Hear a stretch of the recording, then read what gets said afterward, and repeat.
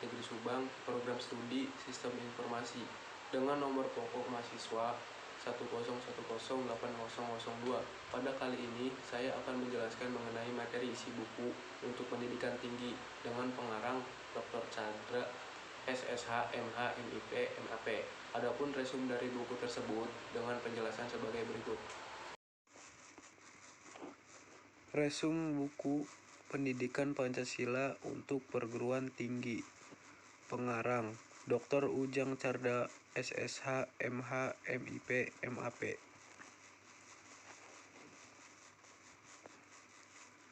Bab 1. Orientasi terhadap pendidikan Pancasila. Bab ini menjelaskan tentang orientasi dan pemikiran kita tentang pendidikan Pancasila, yang dimana terdapat berbagai landasan pendidikan Pancasila, yang diantaranya landasan historis, yuridis, sosiologis, filosofis, dan kultural. Bab 2. Memahami sejarah lambang Pancasila sebagai lambang negara Indonesia. Pancasila sebagai sejarah dan lambang negara Indonesia dan pemahamannya melalui putusan Mahkamah Konstitusi nomor 4 PPU 10/2012 adalah bagian penjelasan dari bab ini, yang dimana dijelaskan bahwa begitu kuatnya Pancasila dalam jiwa bangsa menjadikan Pancasila terus berjaya sepanjang masa. Bab 3. Memahami Pancasila sebagai sistem filsafat.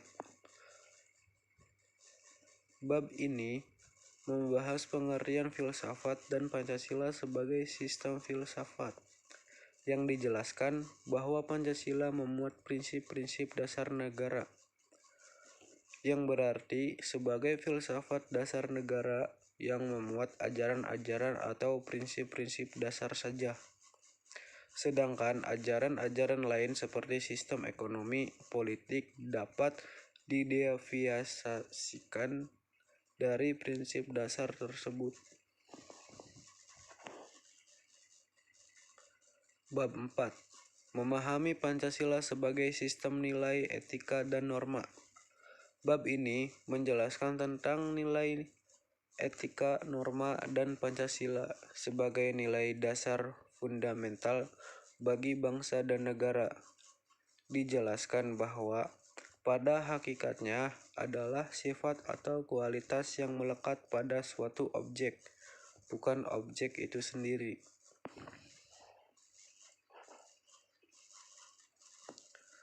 Bab 5. Memahami muatan sila-sila dalam Pancasila.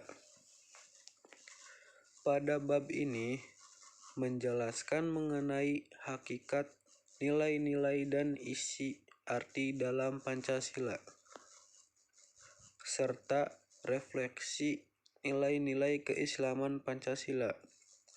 Dijelaskan bahwa hakikat adalah segala sesuatu yang mengandung kesatuan mutlak dari unsur-unsur yang membentuk dan membangunnya.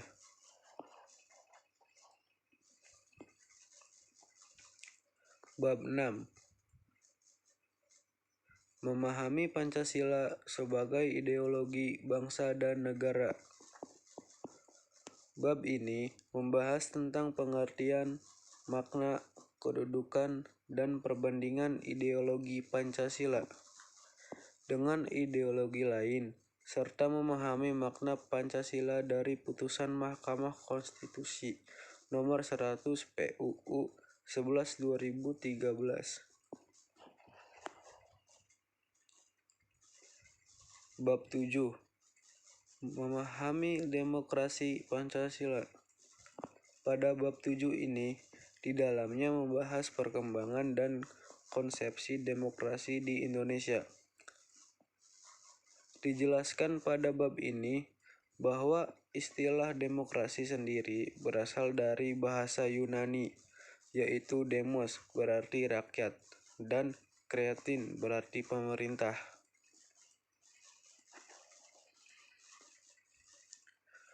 Bab 8. tentang memahami hak dan kewajiban asasi manusia dalam Pancasila.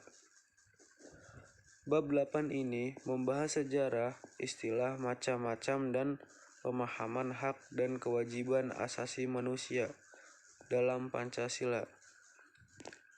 Dan dijelaskan bahwa hak asasi manusia dijamin oleh hukum, karena pada setiap diri manusia terdapat hak. Bab 9 tentang memahami Pancasila dalam sistem ketatanegaraan Indonesia.